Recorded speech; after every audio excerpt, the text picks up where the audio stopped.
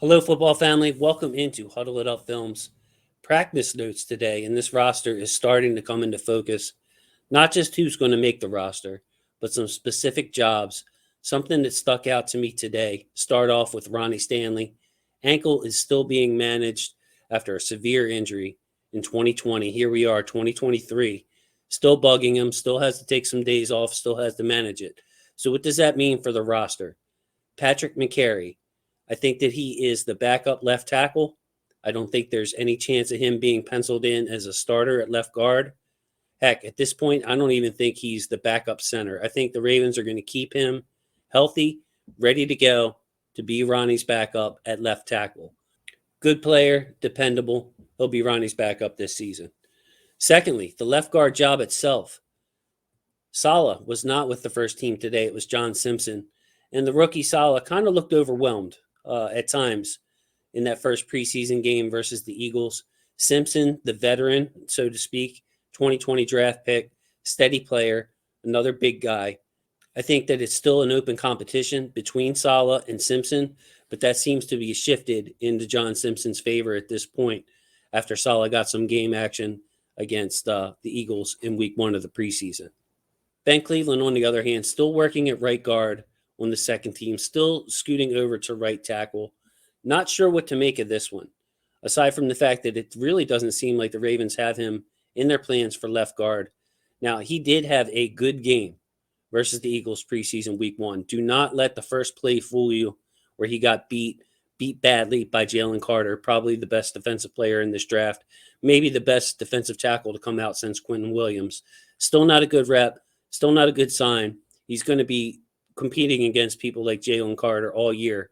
The NFL doesn't give free passes, so no excuse for that play. But overall, Ben Cleveland stacked a lot of positive reps, pulls, crushing the entire line on a down block, opening some holes in some double teams, getting some movement, climbing to the second level, getting contact. Good game for Ben Cleveland.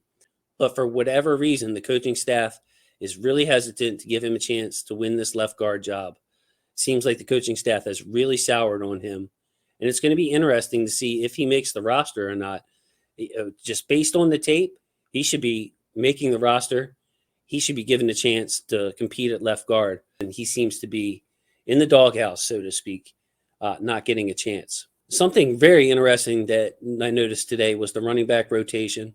And we've seen this again in the preseason, and we saw it even in the open practice. And that is Justice Hill's usage compared to Gus Edwards. Justice Hill has been running with the first team ahead of Gus Edwards. We saw Gus come in the preseason game, not with the starters, but later, looking like typical Gus, running people over, finishing runs, looked explosive. What does this tell me? I think that J.K. Dobbins is going to be the workhorse of this offense. I think the offense is more designed in a zone type scheme instead of a power scheme that Gus thrives in. And I think Todd Monken wants to use speed backs. I think he wants to use backs with vision, patience, instead of Gus's hard-hitting style.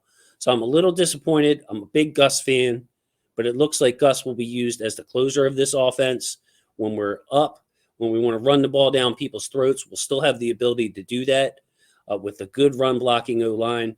But it's hard to ignore that Justice Hill's been running with the first team, looking pretty good, and Gus has been kind of like a second-team guy so far in these practices. The four-man front, the starters are starting to come into focus too. We saw this in the first open practice, the stadium practice. We saw this in the first preseason game. We saw this again today in the joint practice versus the Commanders. You're going to have Ajabo and Oweh on each side. You're going to have two big guys in the middle. Right now, that's Matabike and Michael Pierce. Fearsome, foursome. Very good run defenders. Of course, the pass rush is a question on the edges. Believe very much in David Ajabo. I think he's a natural pass rush. Adafi Oweh showed some great signs within the backfield a few times today. But it looks like the days of starting with a 3-4 may be fading, especially with Bowser being out.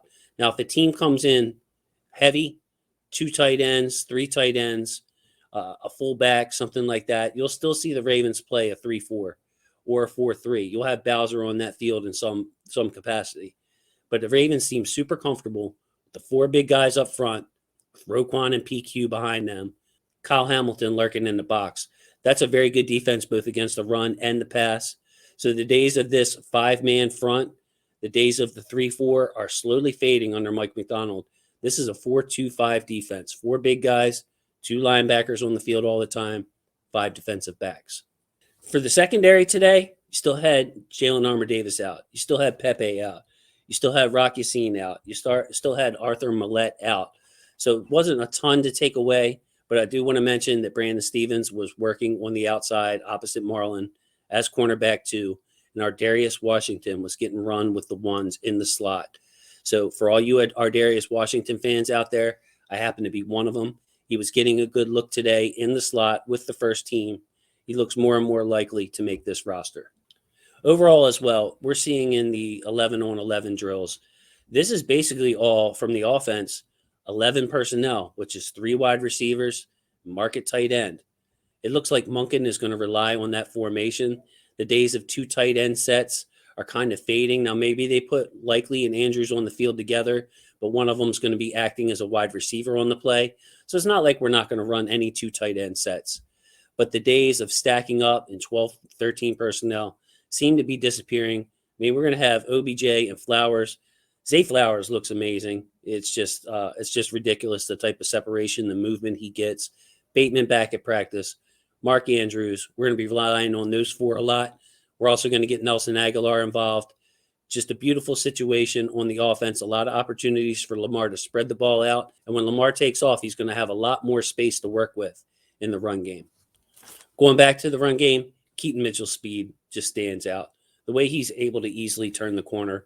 I don't think there's any way the Ravens can let him go, expose him to waivers on this 53-man roster. I mean, we do have Melvin Gordon. No guaranteed money there. We can easily cut Melvin Gordon, bring him back. There are still backs out there, veteran backs on the market like Melvin Gordon. But to me, you got somebody like Keaton Mitchell under team control for the next 3-4 years. You keep that.